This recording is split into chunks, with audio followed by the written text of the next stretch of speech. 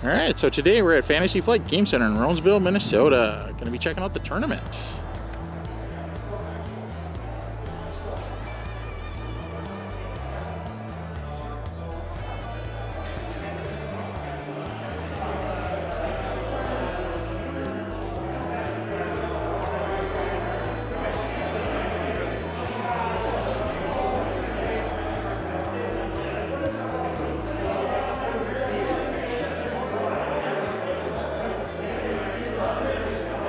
Alright, so welcome to Arctic Horde Wargaming. Today we have something a little different.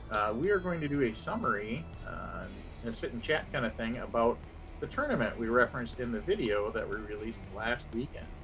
So both Talha and Puck went. Unfortunately, Thomas wasn't able to join us on the chat, so we're going to go kind of round by round and talk about their experience a little bit and just kind of chat about how it went. So why don't you tell us a little bit about round one, Puck? Sure. My first round opponent was Robert Seeley. Robert Seeley had this fantastic painted Death Guard army. His board was all swampy and cool looking. It had lights all in the board, stuff like that.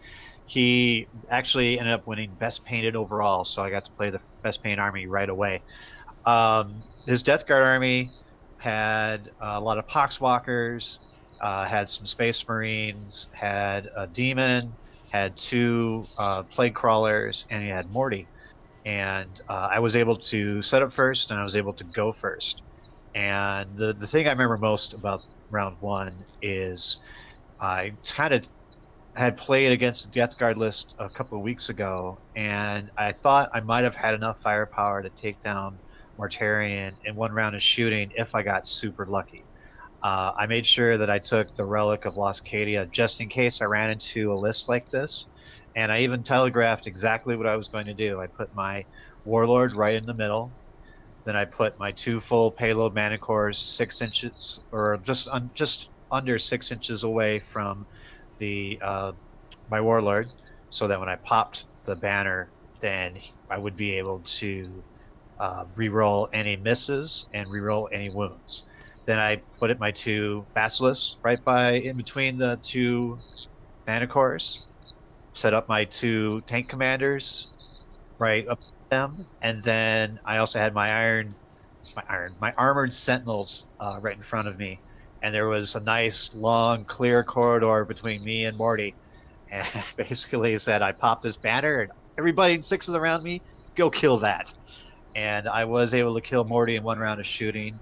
I ended up, he was down to one wound, and I remembered that I hadn't fired my heavy bolter on my Manicore, and I missed twice, hit once, wounded once, and then he rolled double ones. I killed Morty with one wound with that heavy bolter. So I did, however, end up losing. I think it was like 87 to 63 or something like that. But overall, it was a good game. I had a lot of fun, and his army was...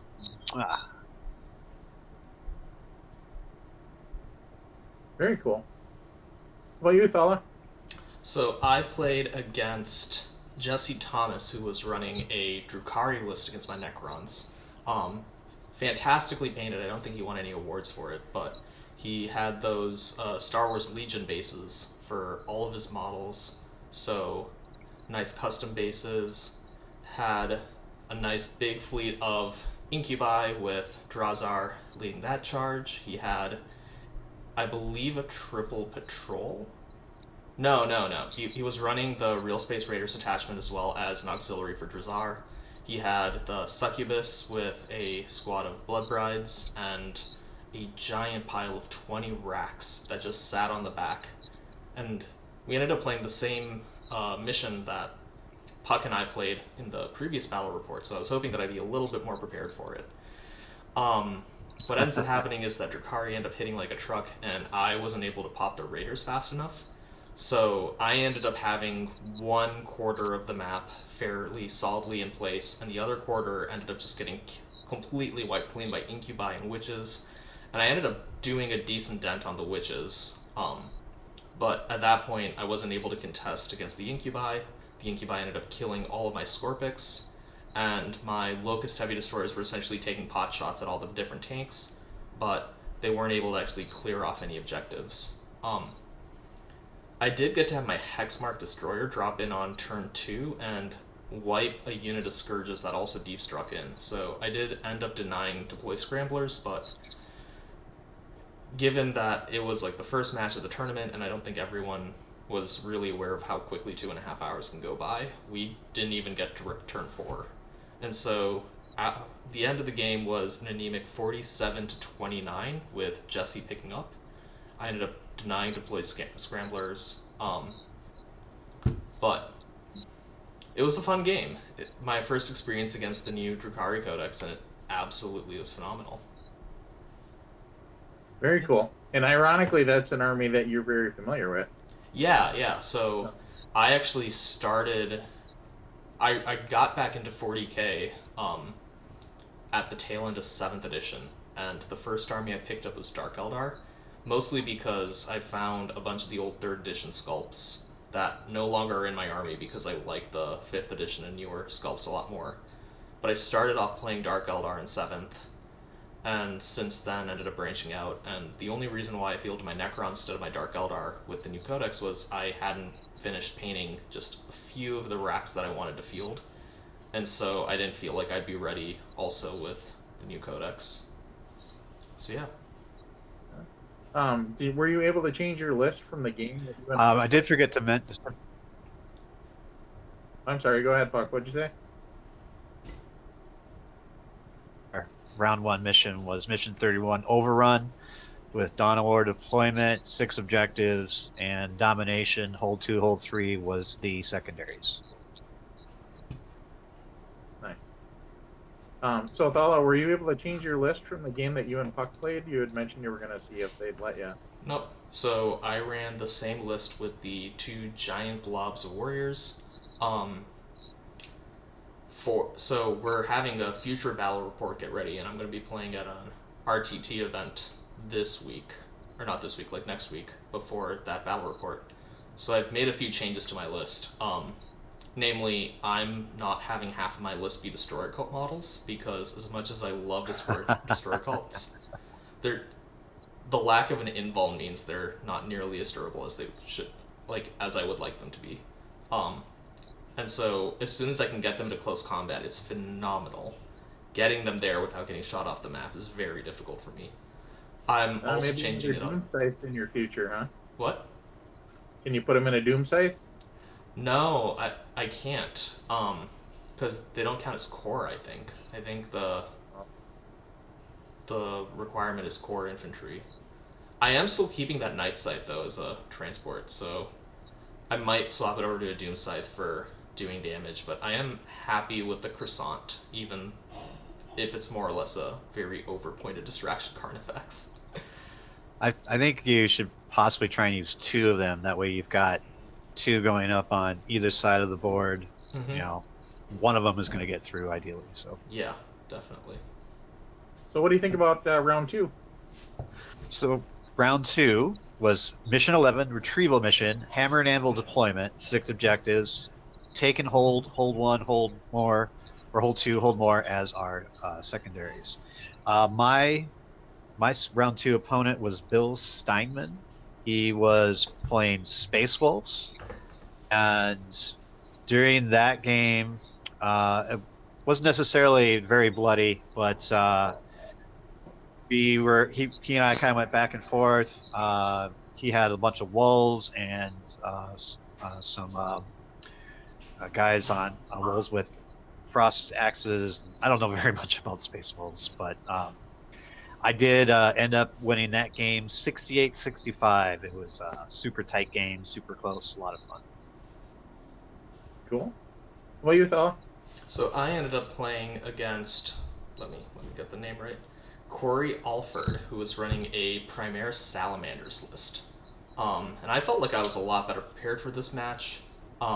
He had the Chief Apothecary, he had a lot of Eradicators, and he had a few attack bikes also in the fray. So what ended up happening is the way the map was set up, we both had essentially a set of ruins in the middle of our deployment zones, and then a giant empty no man's land in the middle of the map with terrain around like the corners. And so I ended up splitting 2 blobs of warriors to the left and right of my deployment zone, and I essentially tried to play the objective as much as I could. I had my heavy destroyers in the middle in those ruins, and he ended up matching that with all of his eradicators and blade guard veterans, matching my warriors, and the eradicators would stay in the middle. And so between this no man's land, you have 6 heavy destroyers essentially taking pot shots at 6 eradicators, and every turn like 1 or 2 would die, and nobody wants to get into the middle because anything that steps in gets essentially instant deleted. Nice. He ended up choosing one of the psychic ability secondaries and ended up misplacing his librarian a little bit too far ahead, and the Scorpic Lord is absolutely phenomenal at churning through characters, no matter what their invuln is. And so I ended up denying him about 12 points of secondary there, but the Eradicators ended up finally killing my heavy destroyers. The Chief Apothecary ensured that the Blade Guard kept coming back up from the dead, and what ended up happening is the score ended up being an 88-60 victory for Corey, as I got pushed off 1 or 2 objectives at the end, which denied me a lot on the primary scoring. But overall, I felt like I was a lot closer. I tried to deep strike in a blob of warriors in the back for deploy scramblers, and if I had gotten deploy scramblers off, that match would have been closer. I'd still would have lost, but like it would have been definitely looking a little bit better from the score perspective. But I deep struck them right next to a squad of aggressors, and so the aggressors then popped the stratagem, I think it's like Auspex Scan or something, to annihilate all 10 warriors that deep struck in, with like the shoot max flamer shots, whatever it is. Just like the amount of dice that he ended up rolling, I didn't even bother trying to roll for saves. There's no way I would have made that many. I'm like, okay, this was a bad idea. Goodbye, blob. Just like, I'll just pick them up, thanks, right? Yeah. We're shy on time anyways. There's no point in us rolling it out. But yeah. So how were the rounds on time? Were they keeping pretty tight time on it, or? Mm-hmm. So they had a timer on a projector in like the big hall, so you could always see how well you were doing for time. I ended up having a lot of issues with being efficient, and my opponents also ended up taking a little bit of time. Not nearly as bad as me, but like ended up taking a bit of time on day 1. And so for day 1, I think a lot of people had growing pains with it being one of the first big like tournaments in at least North America for this year with COVID and everything. And so I don't think any of my games, except maybe my last one on day 1, actually finished on time. Okay. Most of my games finish on time. Okay. How about round 3? Round 3 was Mission 33 priority targets, Vanguard deployment variants, 5 objectives, take and hold 1, hold 2, and more. I ended up playing against Jeff Bush, who had 5 Greater Demons, and 2 units of Fiends, and some Nurglings to hold objectives and things like that, and a Bloodthirster, a Great Unclean One, and 3 Keepers of Secrets. Went exactly how I thought it would. I got tabled. It was brutal. It was quick. Oh man, it was. I don't ever want to face an army like that again. I did kill the Bloodthirster. Were you able to get any of the demons off the table? What's that? Were you able to get any of the demons off the table? I was able to kill the Bloodthirster in 2 rounds. Okay. And I got one of the Keepers of Secrets down to like I think 1 or 2 wounds, but other than that, yeah. Invul saves for days, and his dice were hot, my dice were not, and that was really the most of my tournament was my dice being super cold. A lot of stuff going on, but yeah, I ended up losing that game 37 to 100. Oh, ouch. Okay. Yeah, that's a tough one. Jeff, I know, does min-max things and has very tailored lists as far as being killy. So Yep. Ironically, I had put together his Fiends for him. Oh, really? So I was like, I know these models. Nice. How about you, Talha? I played Robert Applebaum, who was fielding an absolutely phenomenal converted knights list, and so I don't know if he won an award for it, but it was so cool. He had Imperial Knights that were kit bashed as if like orcs were running them. He had like an orc in like the cockpit. He had a Doom Scythe as like the Bad Moon sort of like lunar kind of head thing as like the helmet on one of these guys.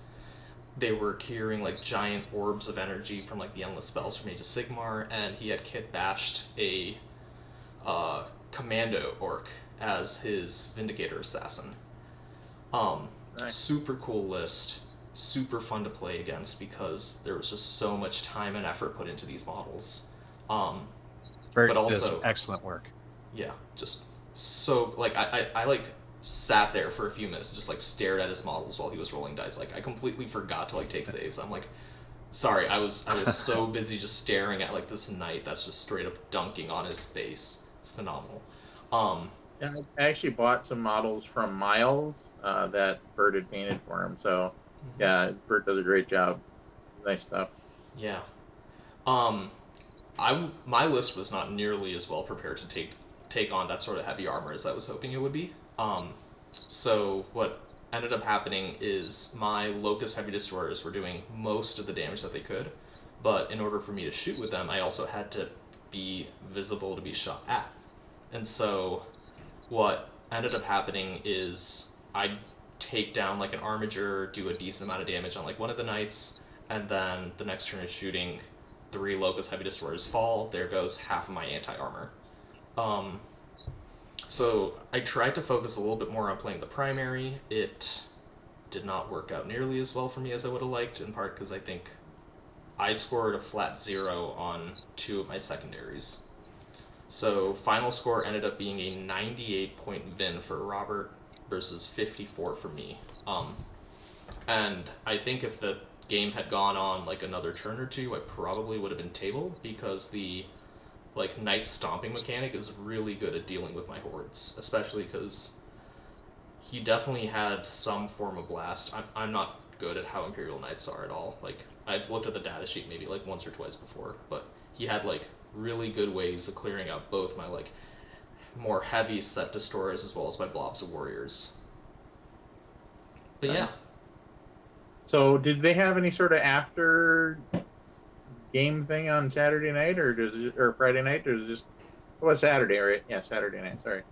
Did they have any sort of after game thing where you guys could hang out and do stuff, or was it just kind of go home and get ready for day 2? A lot of tournaments will offer something like that, but in my experience, most players never take it up because they just want to go back to their hotel room or their house and rest up. I know that when I came home, I was super wiped and I just wanted to go to bed. So you're standing around for, 8+ hours, and you're moving models. You're basically doing a lot of. It doesn't seem like it. You're doing a lot of exercise. So nobody wants to play another game of 40K after you just played 3 games of 40K. So what I did is I went and had dinner with some friends from out of town that were there. So That's what I kind of meant. Was there any sort of hanging out that you guys did afterwards, or was it just kind of? I'm pretty good friends.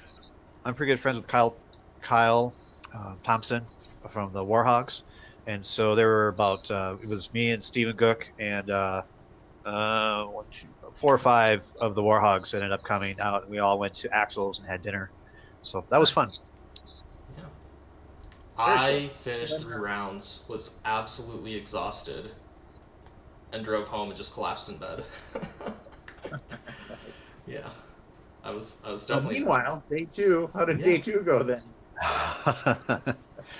Talha, why don't you start day 2 then, since I started day 1. Cool. So let me pull up my round 4. I played against Will Buck, who was running an AdMech list, or AdMech list. So he had a squad of Castellan robots. He had a squadron of dragoons. I think he had like 5 or 6 of them.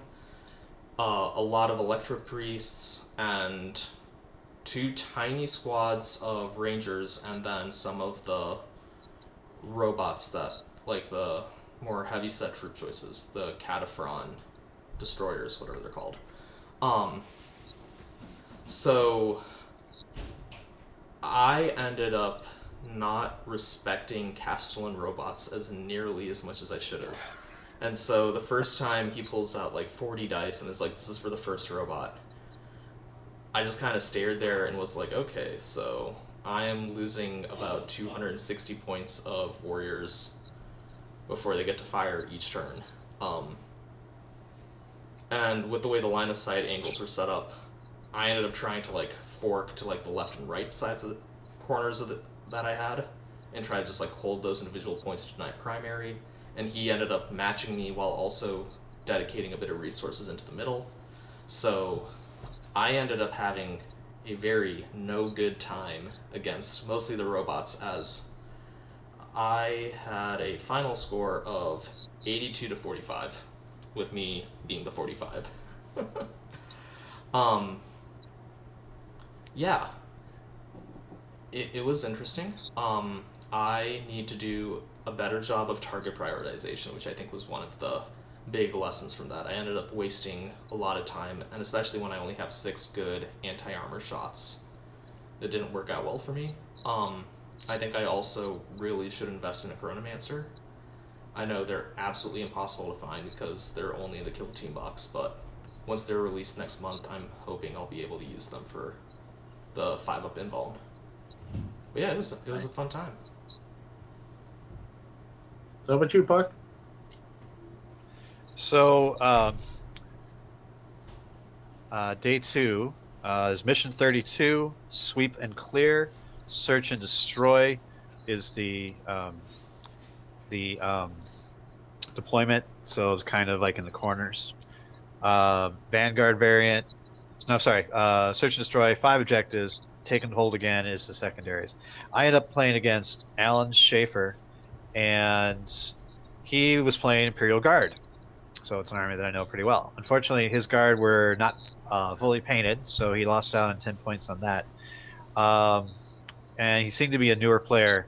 I still ended up losing to him, which is a little embarrassing to me. But he had 3 Demolisher tank commanders. He had 2 units of Krieg ponies. He had some infantry.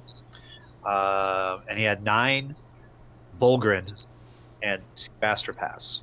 The Astropaths had I forgot the psychic powers. I'm very sorry. One that allows the cover save and one that allows invul save. And he was always constantly getting those off. I had no way to stop that. He was also spotter details and gunnery experts, which allowed him to re-roll a die on each of his shots. So if he once rolled double 1s on one of his demolishers, and he could re-roll shot, so he would like it 7 instead of just the 2.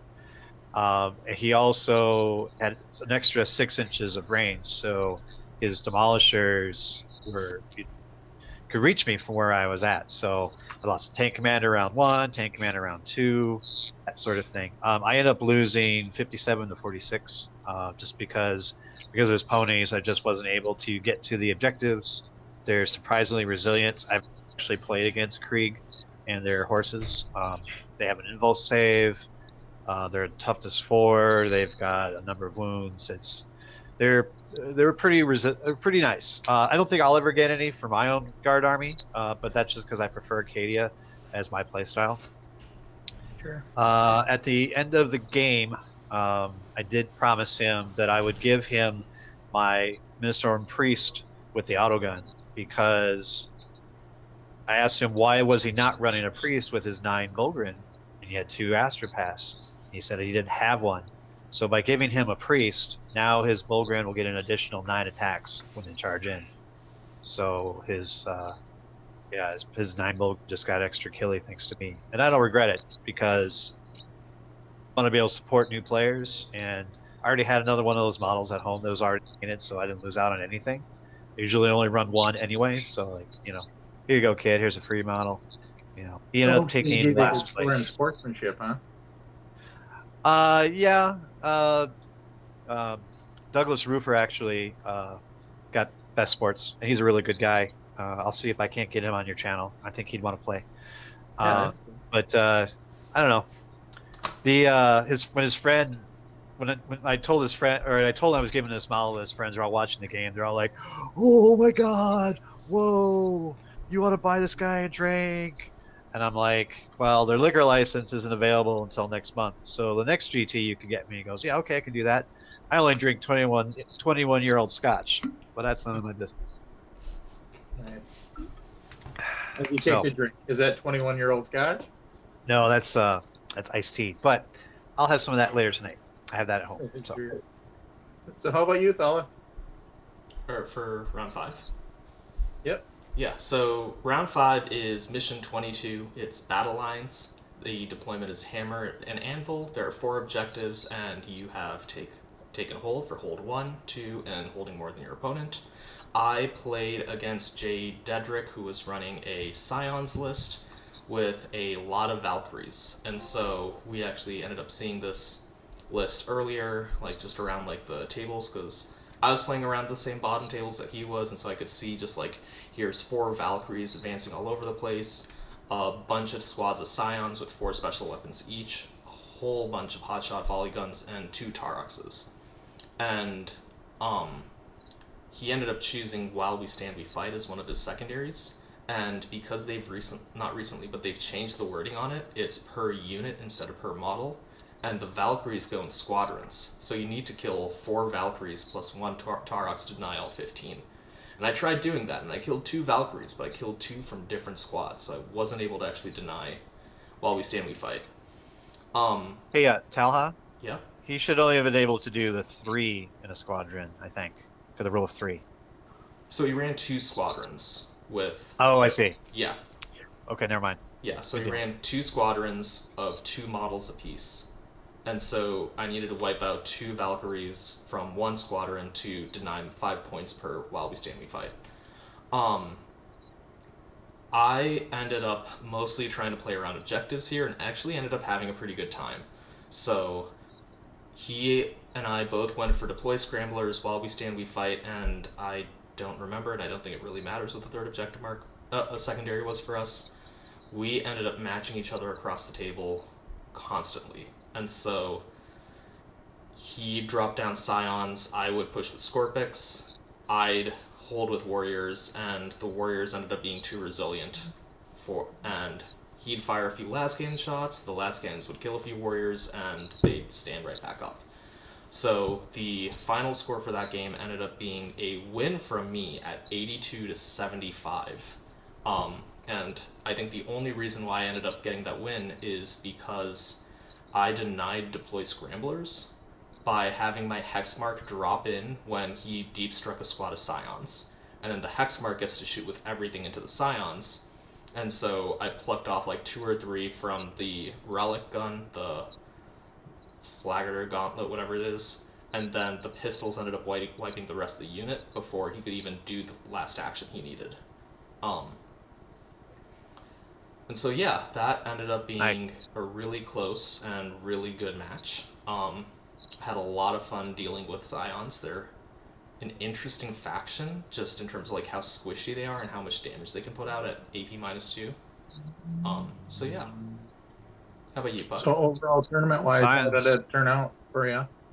So I placed, I want to say like 43rd out of 46 or something. I did not place well, and I did not expect to place well because it's my first GT and I had no idea what I was doing. 46 out of 53, I just checked. So the last game was actually at the bottom table, which is interesting, but it's also kind of fun because the bottom tables to me ended up being a lot more relaxed overall. Because for like day 2, if you're at the bottom tables, you know you're not going to win anything, so you might as well have more fun than normal.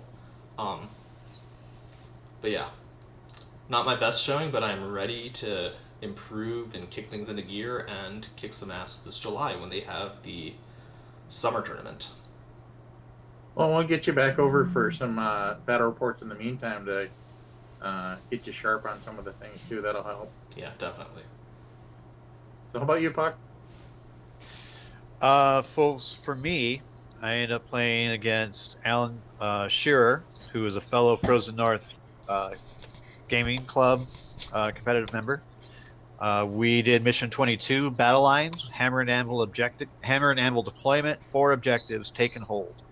I'm really glad that this was hammer and anvil deployment because he had 150 gaunts. He was a Tyranid army. Gaunts for days. Shudder. So many gaunts. So many gaunts. I was, however, able to push forward, basically kind of hold him on either flank for the most part.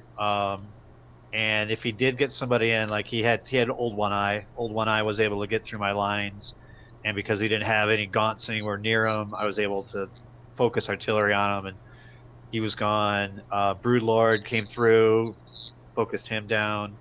My Bullgrant actually took out another Brood Lord and a few more Gaunt squads. So, but I ended up losing that one 61 to 80 because he was constantly on the objectives, and I could only get on one. I kept clearing him off, but I couldn't clear him off 2. So, you know, I ended up losing, and I ended up finishing 22nd overall. My score was 556 with a 59.03 with strength of schedule, so that's actually more decent than I thought I would do. Doesn't sound like, you know, Talha, you and I played against any of the same players, so really can't compare notes on that. So, but did you enjoy your first tournament? Definitely. I'm excited to play again. I'm excited for like the upcoming Rogue tournament that's coming up, like the Rogue Trader tournament. I'm excited that events are starting to spring back up, at least in Minnesota too. Definitely as like people get more vaccinated, I'm sure they're going to have even more events coming out of the woodwork this summer. Yeah, there's 4 GTs here that Renegade's putting on, and then there's practically an RTT like almost every weekend up here. Yeah. Which is really great. Plus, nearby, there's the WAFest, which is coming up June 12th. That's always a good time. And out in La Crosse, they also hold events now and again. Those are a little further than I really want to drive for one day, but we'll see how things go. But I'm probably going to be going to WAFest for sure. That's it all depends on whether or not I gain employment for my wife. So nice. Okay. Well, sounds like you guys had a good time. Got any other final comments about the tournament? I thought the tournament was well run. Everything was spaced out fantastically. So we weren't like rubbing butts anywhere. So we're also socially distant. Everyone wore masks the whole time. A lot of really great painted armies out there. I think the next thing that I need to work on myself is just get a better display board. I just have a rudimentary one that is good enough to get my army there and to set them up, but I want to have something that ties my whole army together, and that's something that I'll need to work on for sure. What are you working on for the next one, Talha? So I'm going to be revamping my list for sure, and so we're going to try out a new list with Satan and similar blobs of warriors, but with invulns to help out a bit. I'm also going to be investing in movement trays, and so I actually have some trays in the mail right now to help out, because especially if you're playing with like blobs of 20 warriors, being able to like save a minute or 2 each time you have to like move them around the map is just really nice. But yeah, I think that they did a pretty good job running the tournament. I really like the objective marker mats that they were using instead of just like physical marker tokens, because it made figuring out who's actually on an objective so much easier. So I'm excited to see those in play again. I think they did a phenomenal job with the tables. I ended up double dipping on tables a few times, but the 3 or 4 tables that I saw were absolutely phenomenal to play on. Very cool. Okay. Oh, you mentioned. Sorry, I'm sorry, Chad. Tal, you had mentioned over day 1 you had target priority. You had like capitalized that in our chat. So yeah. So I definitely need to improve on target priority, and this was the most hilarious, not hilarious, but like disappointing conundrum for me is I'm up against like Drukhari turn 1, and I'm like, okay, I gotta pop the raiders, and then I need to delete the witches before they can do anything. So my Night Scythe with the heavy 10 Tesla is right in the middle of his deployment zone. I then have it for some reason shoot at the Rex, and then I have my heavy destroyers destroy a raider. And out of the raider is a squad of 10 witches, and 1 or 2 of them died. But those witches then, the next turn, can advance and blend everything. And I'm just sitting there at turn 2 thinking, like, why didn't I delete the witches with, like, my Tesla array? Like, why didn't I do so many other things that would have just, like, saved me literally hundreds of points of casualties in turn 2? And that's just stuff I guess you pick up playing the game more often and being smarter about decisions. Yeah, 100%. Always get better the more games you play. Yeah. I know that, and I wish I could play more games. Lately I've been playing a game a week now, so hopefully my skills will also improve. Yeah. Nice. Well, like I said, it sounds like you guys had a good time and good chat. Any final things about the tournament, or are we good? I think we're good. Yeah, I think we're All good. set here. All right, well, thanks for watching. Like, share, subscribe, hit the bell, join the Horde. Stick around at the end here. We did, Heidi and I went over to the tournament and took some pictures of the tables in general. So, and if you happen to see your army in there, they're really nicely painted armies. So she took us pictures of as many armies as she could and as many tables as she could. So stick around to the end here. We'll have a little short reel of that. But we'll see you in the next one.